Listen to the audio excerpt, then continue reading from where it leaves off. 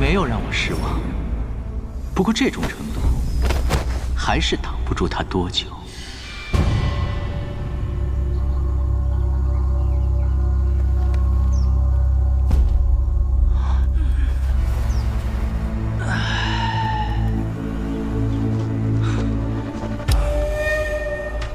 见过了这一场万树飞花，也不枉我假睡这么一场。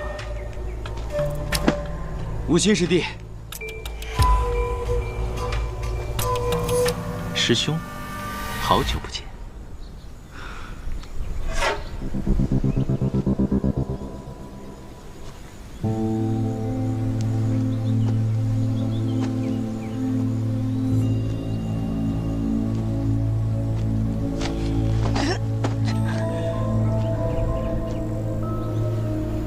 在下想去一个地方，不知这位小友可愿陪在下一同前往？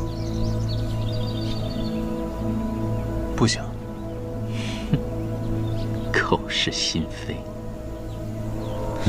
你干什么？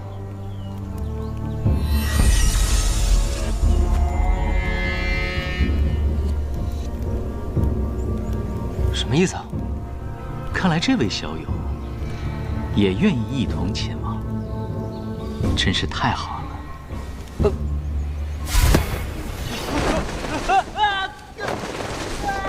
师弟，忘忧啊，你终究还是走到了这一步。12年前我就说过，你迟早会因为无心那小子遭劫，心中可曾后悔当年的决定？哼，你定然是不会后悔的。你曾经说过，希望在死之前能回这里看一眼。今天我就在这里祭奠你，愿你能够魂归故里吧。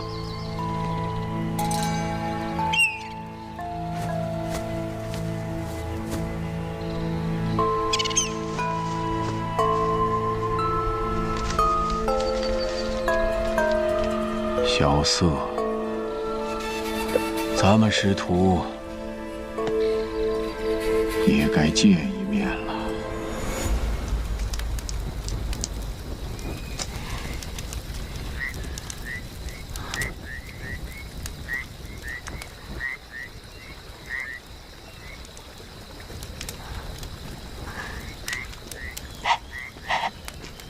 小色，要不咱们趁现在快跑吧？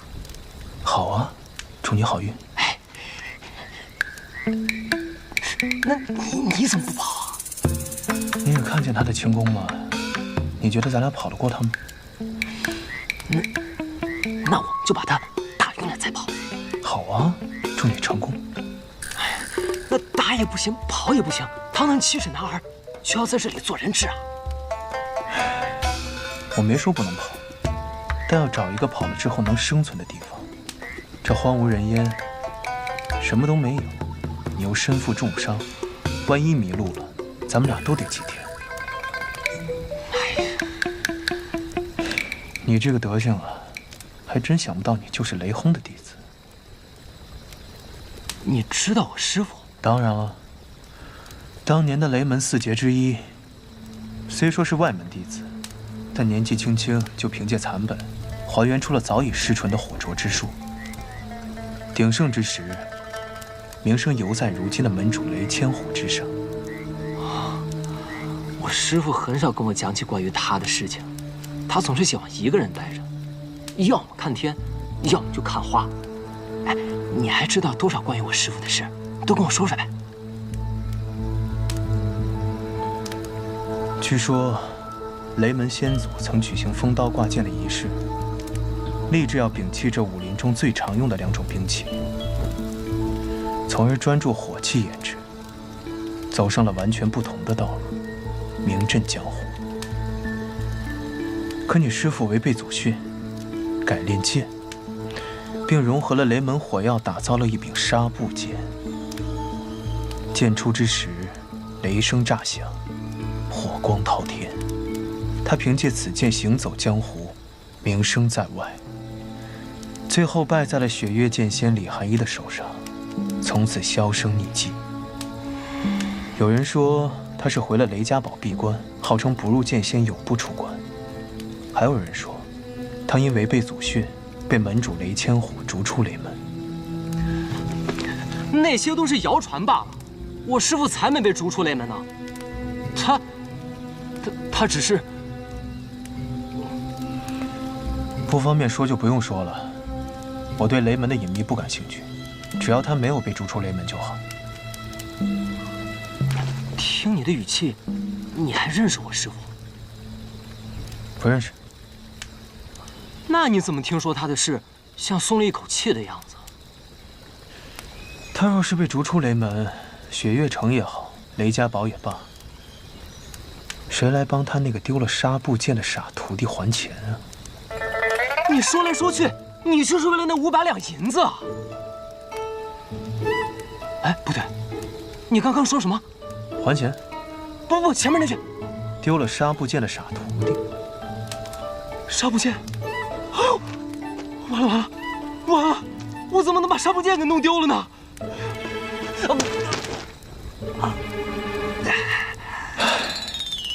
雷门不逊啊！你的伤怎么样？没什么大事，就是一运功就疼得不行。那白发仙的武功深不可测，我们能逃过一劫，已经算运气好了。是，这样说起来，还真是多亏了他呢。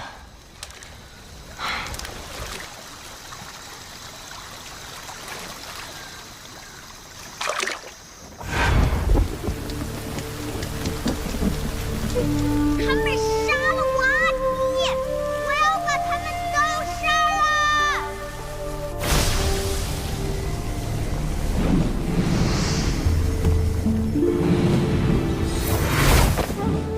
阿弥陀佛，冤冤相报何时了啊？况且他还只是个孩子。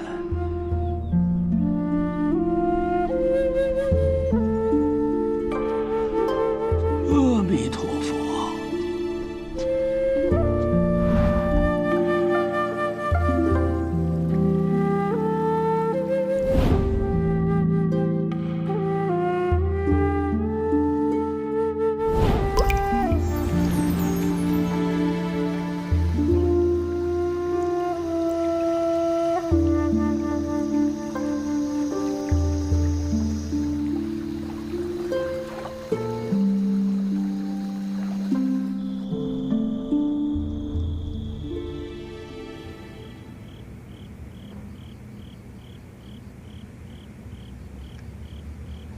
你这一路到底遇到了多少事啊？竟受了这么多伤。啊，没事，习惯了。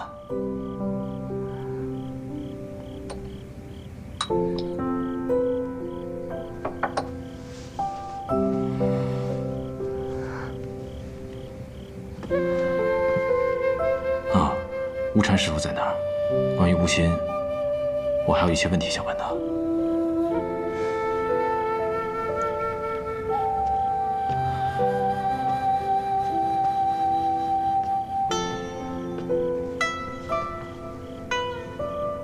等着。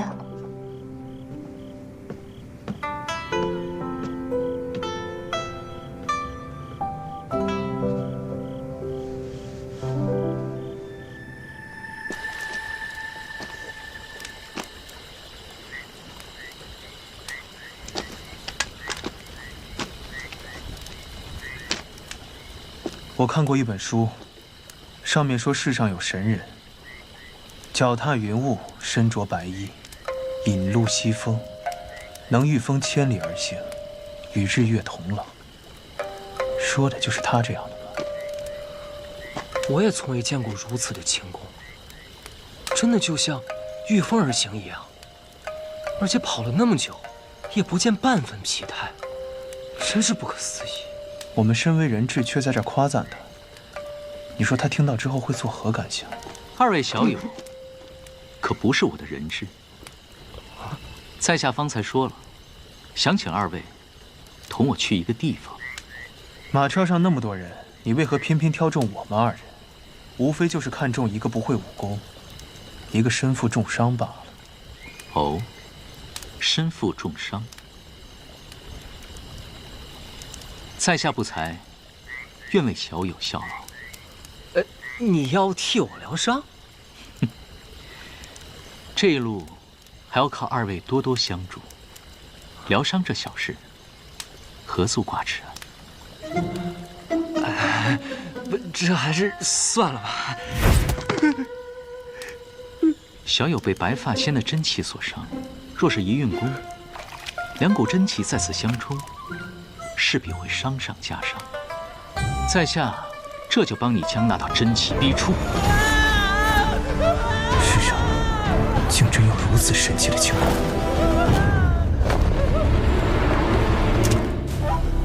我不会水啊！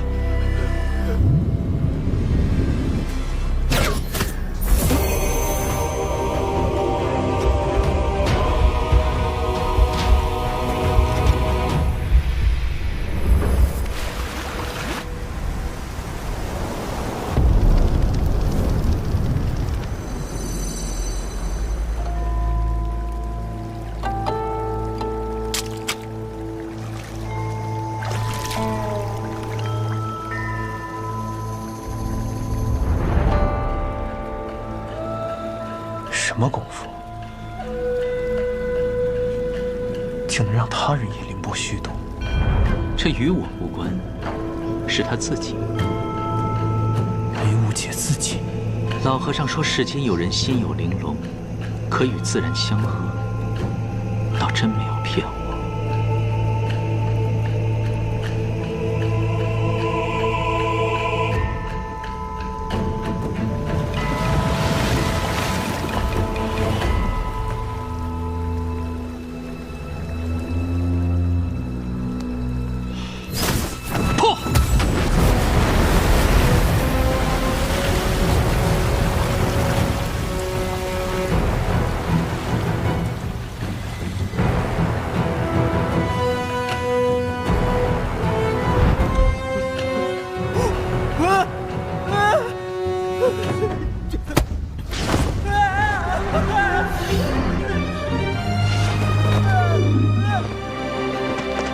攻城，还你了。感觉怎么样？酥酥的，麻麻的，哎，还有点舒服。雷门好歹也是江湖大世家，怎么就出了你这么个小行货？哎，那个叫笨货，血生笨货。我乐意喊行，行货。哎，笨货，你可真念笨。我就念行，行货。笨货，行货。你怎么那么护着我？善哉，善哉。原来吴昕是天外天大宗主叶鼎之的儿子，天外天压在北离的质子。正是。12年前，魔教发动战乱，是为了颠覆北离皇权。当年的护国大将军琅琊王带领北离3军、天启4守卫联合整个江湖的力量，这才打退了魔教。叶鼎之死时，吴昕只有5岁。如今12年锁山河之约期限已到，天外天也要将吴昕这个少主接回去。吴昕毕竟是魔教之子，身怀罗刹堂32秘籍，放虎归山，终是大患。大觉师父要在他返回天外天之前，除去他一身功夫，倒也合情合理。但愿他们真是这么想的。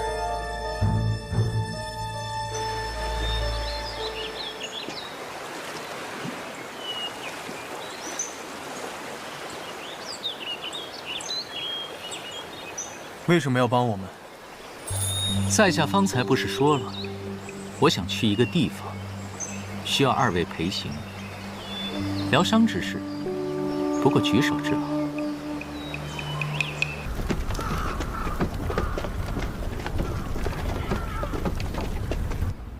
有那人的消息了吗？没有。昨晚实在是太过于混乱，我们的人在追击的途中，还和几部探子发生了冲突。结果，故意露出破绽，引我们上钩，顺藤摸瓜地找到我们的营寨，然后出其不意地制造大混乱，自己逃跑，借我们的手帮他清理掉身后的尾巴。这个吴昕真是好算计。现在除非剑仙出手，再想找到他，可就难了。公子，要不要请？这种小事不要惊动义父。而且，我已经猜到他要去哪里。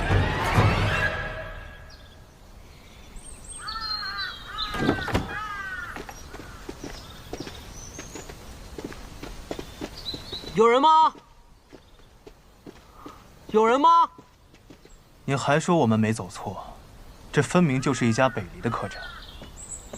我们这是绕了回头路。路可能走错了，但方向肯定没错。我们一路往西，又怎么会迷路呢？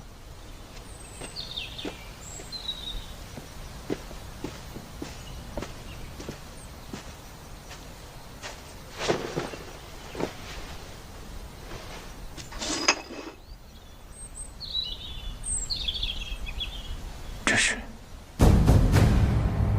师父。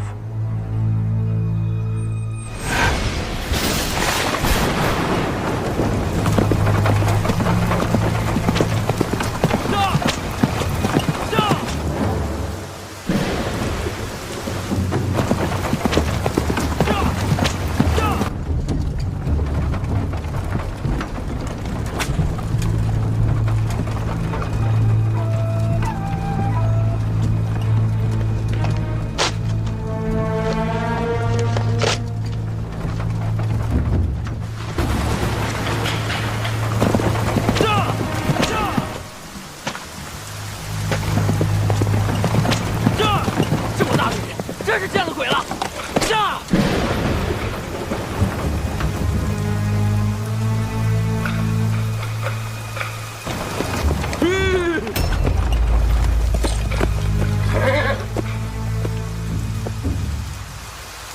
谁？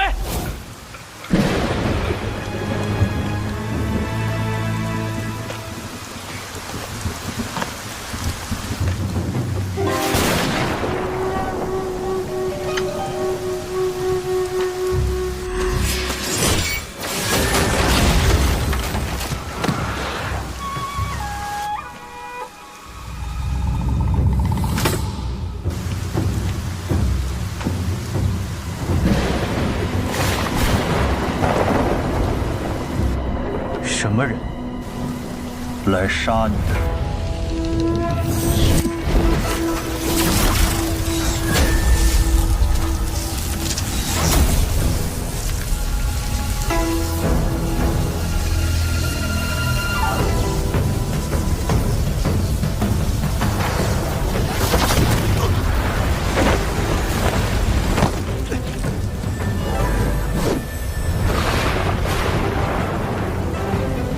听说你年纪轻轻就已经踏入了逍遥天境，看来是真的。就这样死了，真是可惜。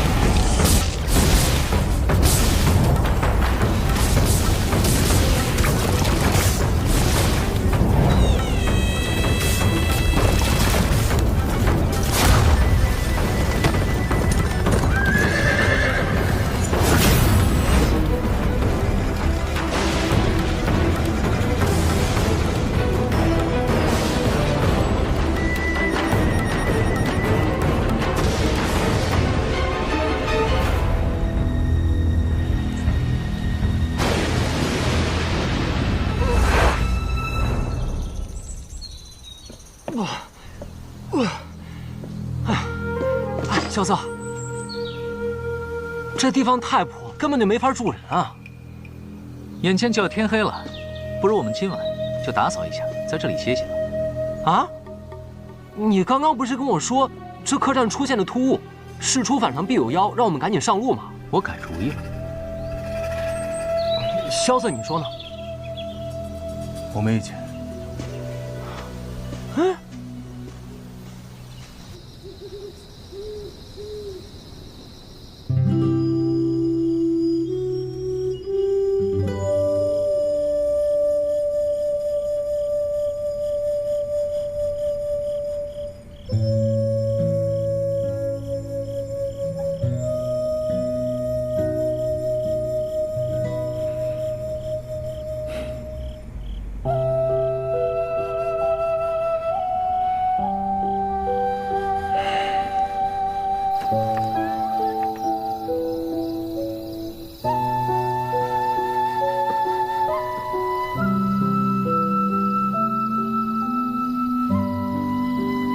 就知道你没睡。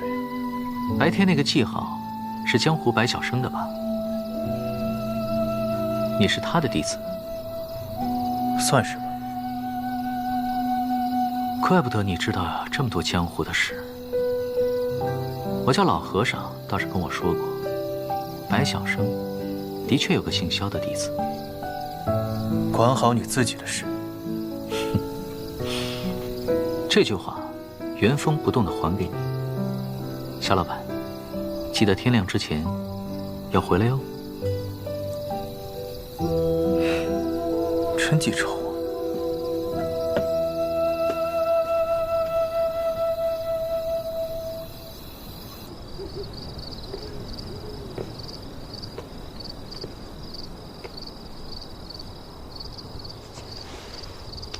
师父。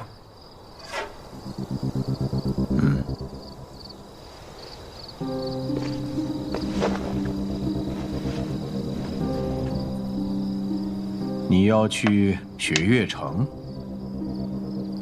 是。你可知道，你要是入了雪月城，会有什么后果？我听说，你是为了500两银子。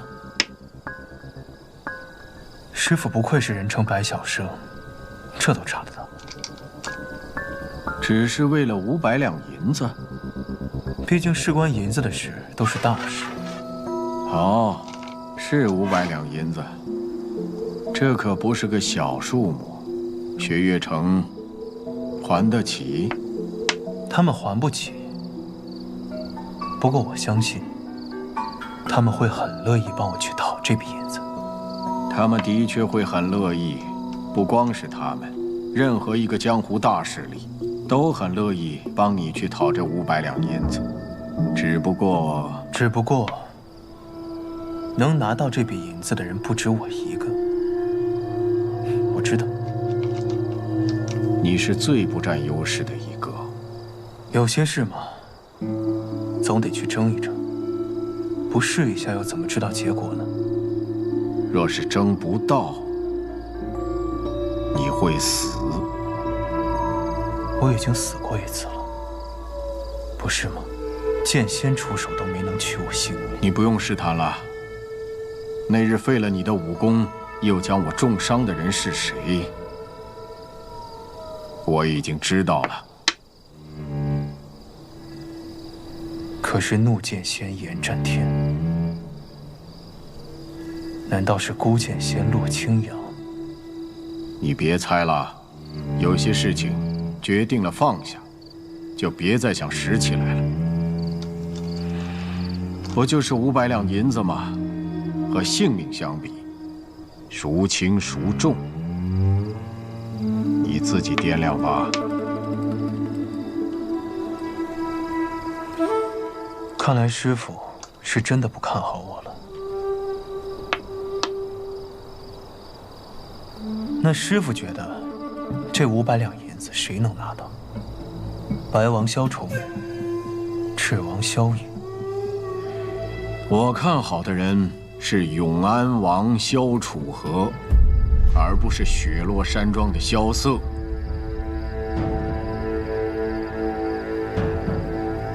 在师傅眼中，武功就这么重要？你知道我说的并不是武功，看看你现在的样子。我怎么了？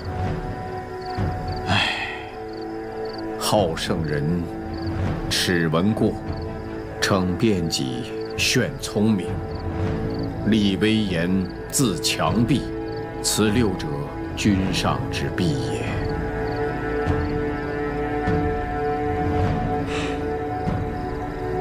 师傅，该您落死了。传给你了。我的武功尽废了，还要这无极棍有什么用？讨账的路不好走，你留着当拐棍用吧。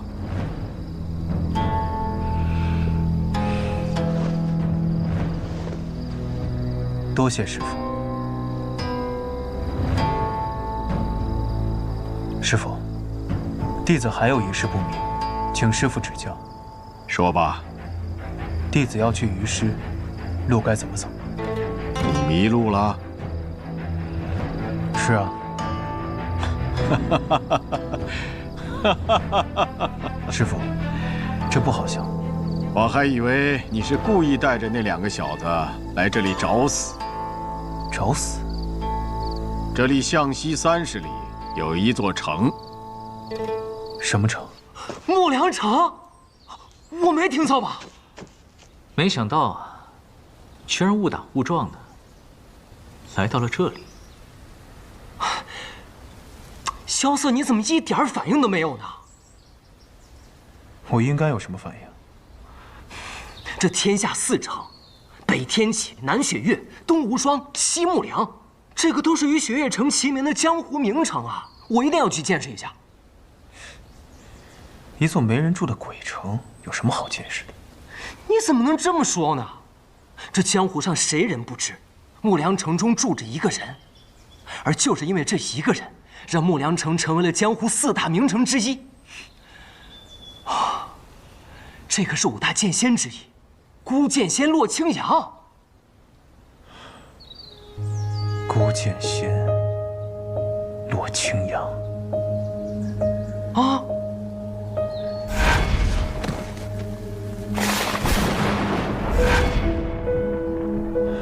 好了，这些江湖传闻，他怎么可能会不知道呢？相传孤剑仙洛青阳独坐木梁城中练剑，10几年从未出过城一步，号称要将他的9颗剑诀修炼至大成，方肯出世。哼，这点倒是跟雷门的雷轰挺像的。雷轰、洛青阳，再算上那个望城山上从出生开始就没下过山一步的赵玉珍，这3个人也算是江湖3大宅了。不是你，不过像这种江湖传言也多有不实。雷轰和赵玉珍好歹还有雷门和望城山供养，可这木梁城内就只有洛青阳一人。10几年来，他吃什么喝什么，真当剑仙是神仙啊，不是人间烟火。你说的好像也是啊。传闻或许有夸大的地方，但是洛青阳剑仙的名头，可是实打实的。不少人认为，洛青阳的武功，可当5大剑仙之首。刘姐，刘姐啊，你怎么了？啊，没，就是我们已经到了这地儿了，要不就顺路去看看，看看。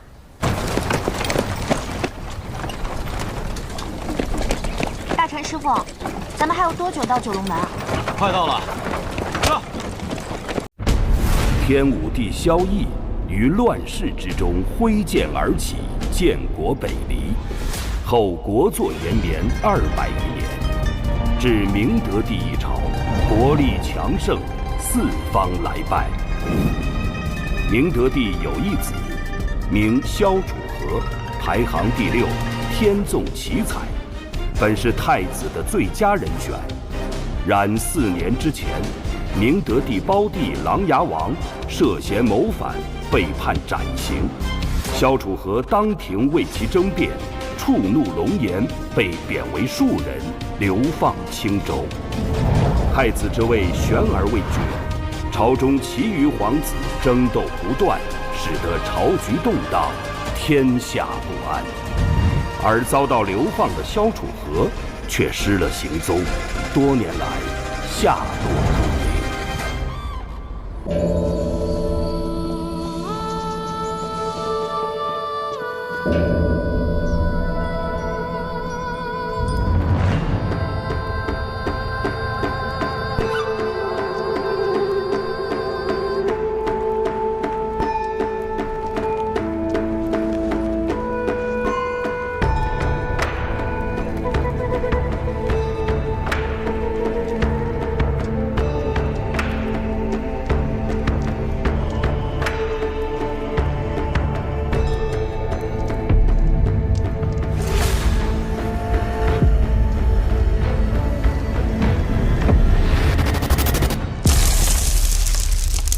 明德20年秋，寒水寺忘忧大师作画，以此为引，震动整个江湖的黄金棺材事件拉开序幕。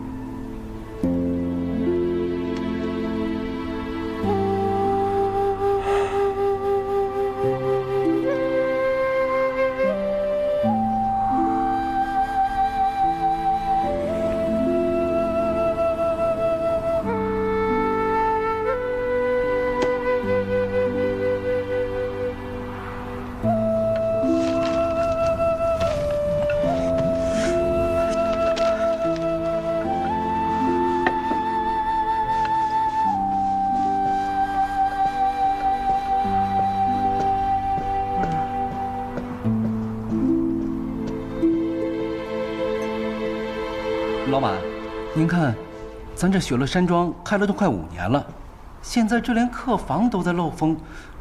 您看，您要不要花些银子把这客栈给修整一下？这样还……你懂什么呀？我萧瑟的客栈，要的就是风雅2字。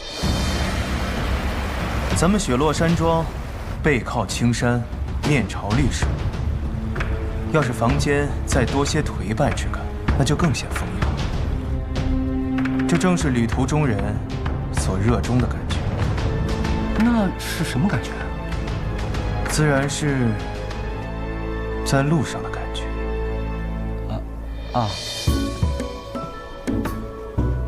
在路上的感觉，那是什么感觉？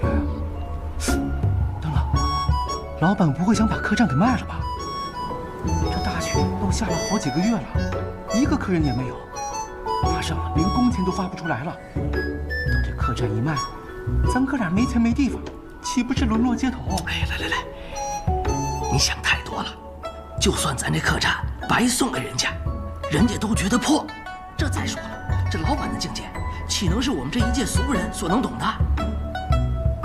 你看，雪下这么大，咱们能看到的，就是一片白茫茫。这老板呀，他能看出来意境，这就叫做文人骚客。哦，哎，你看，准备吟诗了。生意不景气啊，要不还是把客栈卖了吧。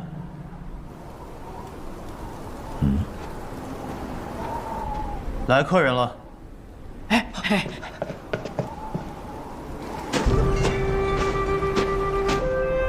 这个人连棉袄都穿不起，看上去不像是有钱住店的样子。你看清楚，他穿的这身衣服红得很特别。这样的料子，除了天启城玉秀坊这样的大铺子，否则要进一批料，都得把整个店铺卖了才行。接客。好嘞。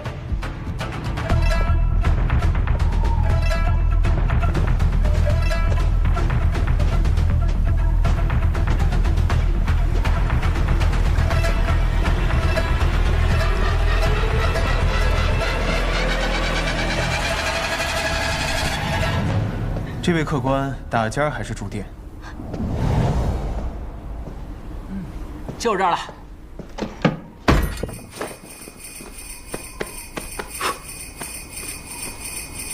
这个家伙，看上去就让人讨厌，一点礼貌都没有。不过看他的穿着打扮，定是江湖中大家族出门历练的子弟，一定很有钱。客官，您要点什么？这种客官醉晒百阔，是时候大赚一笔了。1碗阳春面，1碗老糟烧。啊？怎么了？您还要不要点点别的？小店的梅花肉、桃花酿都是招牌。梅花肉啊，来一份梅花肉，定然是不行的。哎，不如你切一块在那阳春面当中吧。啊，1碗阳春面，1个老糟烧，6个铜板。哎，听说了吗？有人从寒水寺运来一件重宝，要去九龙门。哎，知道，江湖上都传遍了，据说谁能得到那重宝，就能号令天下。我怎么听说那重宝是一门绝世武功啊？明明是一个绝世美女。拉倒吧，寒水寺能出美女？那是老大说的。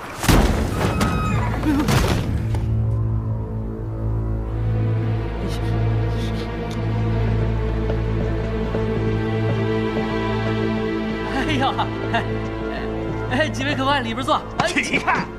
又是一帮没礼貌又没油水的家伙。客官，客官，拿最好的酒、最贵的肉来。客官，您的面和老糟烧。哇，请慢用。哎，怎么了？你。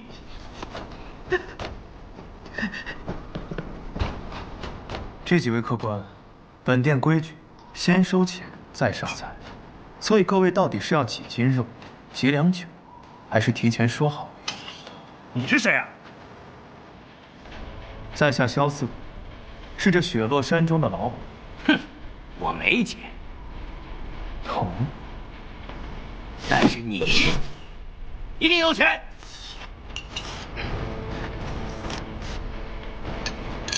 实不相瞒，本店已经1个月没开张了，现在连工钱都开不出。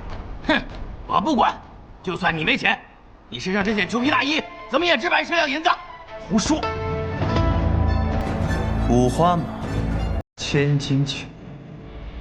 我这身袍子，乃是天启城玉绣坊定制的，光做便做了3个月，熨便熨了1个月，110两。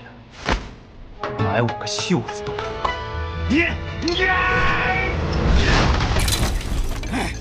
哼！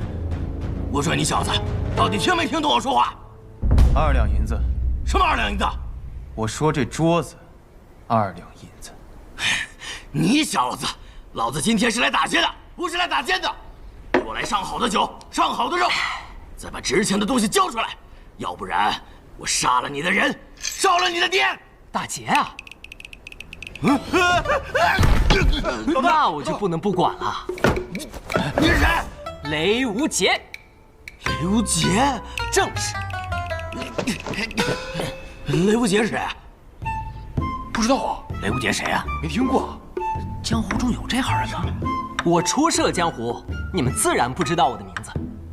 不过，没关系，很快我的名字便会名震。什么无名之辈，给我上！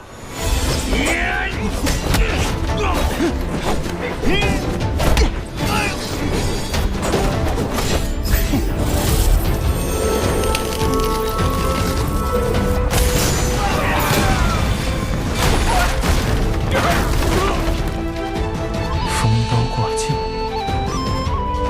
江南霹雳堂，雷门，雷家，雷无杰。给我剁了他！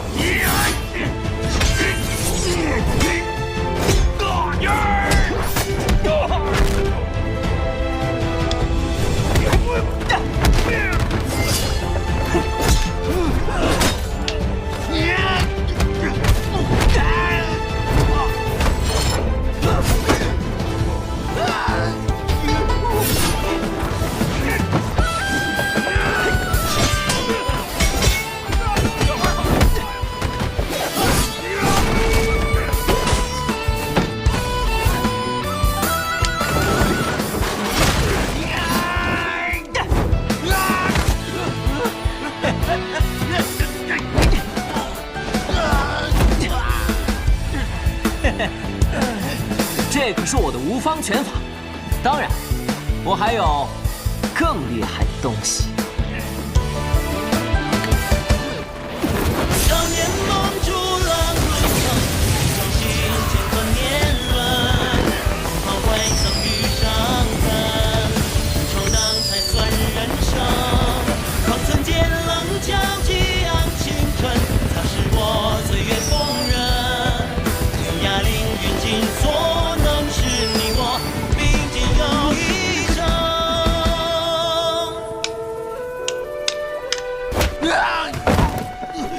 怎样？现在可知道我是谁了？还不快滚！快走！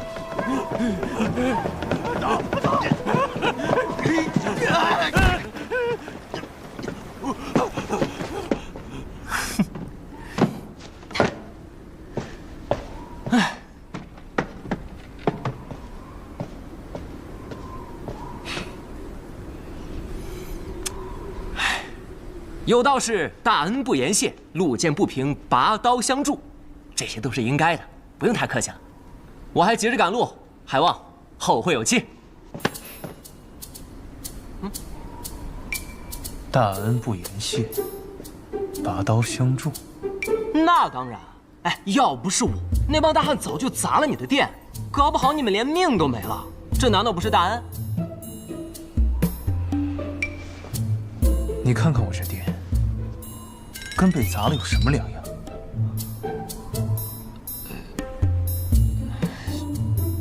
这100两。我没钱。那再怎么说，我也算救了你们的命。你这样也太……需要你来救。这功夫，100两。我真没钱。没钱？但我马上就会有钱的。我要去一个地方，到了那地方便会有钱。什么地方？雪月城。雪月城？嗯。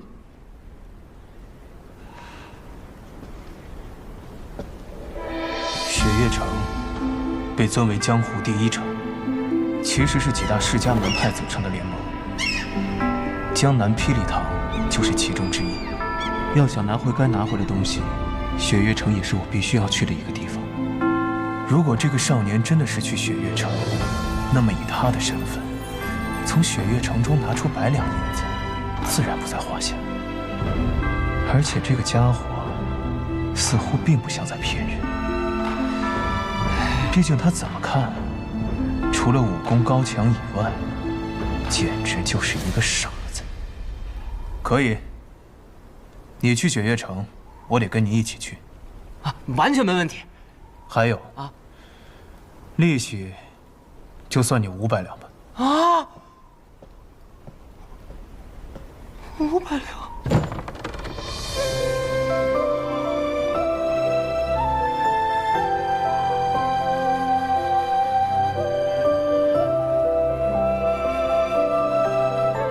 也是好多年没出去了。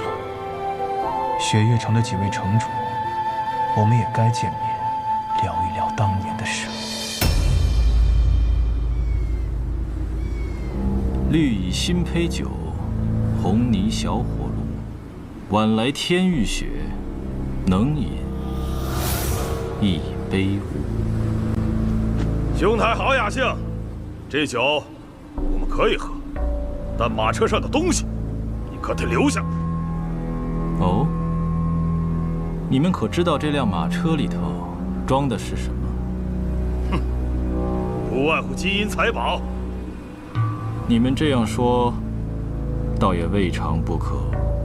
少废话，乖乖的把东西交出来，不然的话，这大雪天的，你们跟了我一路，实在是过于辛苦。但是你们要的东西，注定是拿不到。我想，还是请你们喝了这杯酒。然后，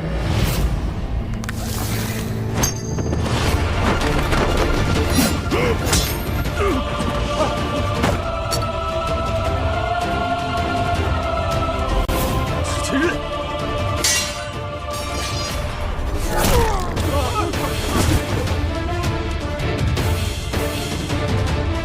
派你们来的人，或许没有告诉你我究竟是谁。这趟镖，不是你们这种小角色能够动得了的。你是蜀中唐门的人。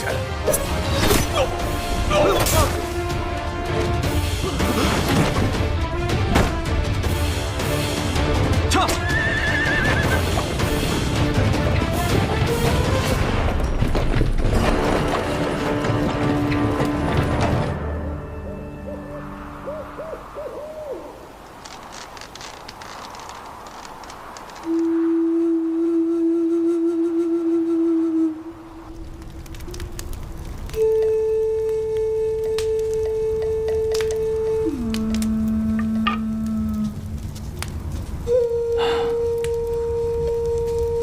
师尊这次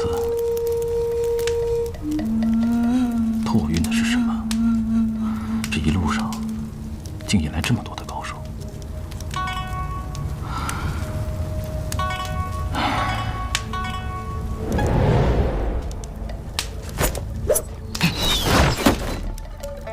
谁？雪月城